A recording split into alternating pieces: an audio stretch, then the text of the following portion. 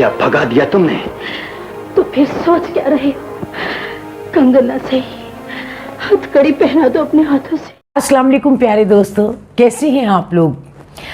आपके साथ हमेशा कोई ना कोई बातचीत रहती है, किसी फ़िल्म पे हो या किसी दुनिया में जो हालात चल रहे हैं उस पे हो या जैसे भी हो, मैं आपके राब्ते में, आप मेरे राब्ते में। तो आज बैठी हुई थी तो सोच रही थी क्यों ना फिर कोई आपको अपनी किसी फ़िल्म का सुनाऊं वाक़या, या कोई ऐसी फ़िल्म जो आपको याद हो या ना याद हो। मुझे याद है, मेरी एक फ़िल्म आई थी इकरार, इस्माइल शाह के साथ। आपको शायद याद है कि नहीं याद। बड़ी खूबसूरत उर्दू मूवी थी वो, और उसकी जो थी कहानी वो बड़ी सोशल थी और फैमिली मूवीज़ थी। तो इस्माइल शाह की मेरा ख्याल वो सेकंड फ़िल्म थी, और मेरे साथ वो हीरो थे, मैं उनके साथ हीरोइन थी। तो उसके साथ साथ हमारे साथ एक आर्टिस्ट थी सितारा, वो थी, और सुरैया ख़ान एक आर्टिस्ट थी, वो थी, और नेहमत सरदी साहब, और इसके डायरेक्टर थे अनायतुल्लाह ख़ान साहब, और इसके प्रोड्यूसर थे सरदार ख़ान, जिनके बेटे अब भी अरशद ख़ान, शाहिद ख़ान। अरशद ख़ान डायरेक्टर हैं और शाहिद ख़ान हीरो हैं। अब भी माशाल्लाह वो फ़िल्में बनाते हैं। तो जब उनके वालिद प्रोड्यूस कर रहे थे और उसके डायरेक्टर अनायतुल्लाह ख़ान साहब थे। तो दोस्तों उस फिल्म में मेरा बहुत अच्छा रोल था, बहुत ट्रेजिडी भी और बड़ा रोमांटिक भी और बड़ा अच्छा भी। और जैसे आजकल हम लोग फ़ंड जमा कर रहे हैं, कोई ना कोई मतलब सलाब ज़ातकान के लिए या कोई ऐसा ज़रूरतों के लिए जब फ़ंड जमा किया जाता है, उसमें भी मेरा कुछ ऐसा ही रोल था कि कोई फ़ंड के लिए हम लोग निकलती हैं, मैं अपनी दोस्तों के साथ जाती हूँ, तो ये वो। और उसका सब्जेक्ट बहुत अच्छा था, तो वो उसके साथ साथ मैं आपको क्लिप भी दिखाऊंगी, उसका म्यूज़िक भी अच्छा था। उस दौर की वो अच्छी मूवी थी। और इस्माइल शाह बहुत अच्छा डांस भी करता था और ख़ूबसूरत भी था, आर्टिस्ट भी बहुत अच्छा था। उसके साथ साथ उन्हें ये मतलब फ़िल्म में मौका मिला मेरे साथ काम करने का।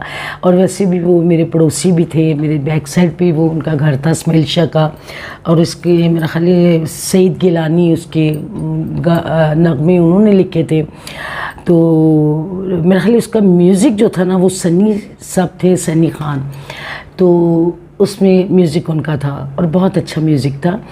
तो वो फ़िल्म मुझे आज भी याद है। और कभी कभी मैं सोचती हूँ कि पहली फ़िल्में बहुत अच्छी बनती थी, आर्टिस्टों को नज़र में रख के कि ये कैरेक्टर इसको सूट करेगा, इसी से करवाएं। और बहुत सारे ऐसे मतलब म्यूज़िक किसका होना चाहिए, सब्जेक्ट किसका होना चाहिए, कैमरामैन इसका कौन होना चाहिए, इन बातों का बहुत ख्याल रखा जाता था। लेकिन आज का दौर जो आ गया है, इसमें वो काम नहीं हो रहा जो हमने अपने दौर में किए, और बहुत अच्छे काम किए। जैसे हमारी ज़ेबा बेगम बहुत अच्छी आर्टिस्ट थी, मोहम्मद अली साहब और नदीम साहब, और उसके अलावा बाबरा शरीफ साहबा, और बहुत अच्छे जब फ़नकार थे। जब ये होता था कि उर्दू फ़िल्मों के लैदा आर्टिस्ट होते थे, पंजाबी फ़िल्मों के लैदा आर्टिस्ट होते थे, पश्तो फ़िल्मों के लैदा आर्टिस्ट होते थे। तो सारे जो अगर उर्दू फ़िल्म बनती थी वो पंजाबी के आर्टिस्ट को नहीं लेते थे, अगर कोई रिलेशन के बिना पे ले ले तो ले ले। तो वैसे वो लोग कहते थे नहीं ये पंजाबी फ़िल्म का आर्टिस्ट है। तो जो पंजाबी का होता था वो पंजाबी के हिसाब से वो उसको फिट समझते थे, तो उसमें उर्दू के आर्टिस्ट नहीं लेते थे। और ख़ास तौर पे टीवी आर्टिस्ट को, छोटी स्क्रीन वाले आर्टिस्ट को तो जब बिल्कुल ही वो ये समझते थे कि नहीं ये बड़ी सिल्वर स्क्रीन के लिए सूट नहीं करते। बड़े बहुत सारी आर्टिस्टें आई, बिंदिया आई, रूही बानो आई, और मतलब शुजात हाशमी साहब आए, बहुत सारे लोग आए। लेकिन क्या हुआ कि वो आज देखें, मैं सोच रही हूँ कि टीवी का दौर है, वही उसी को सिल्वर स्क्रीन समझा जा रहा है, उसी पे सारा वर्क किया जा रहा है। और आज भी टीवी वाले भी फिल्म आर्टिस्ट को नहीं ले रहे। तो वक्त वक्त की बात है।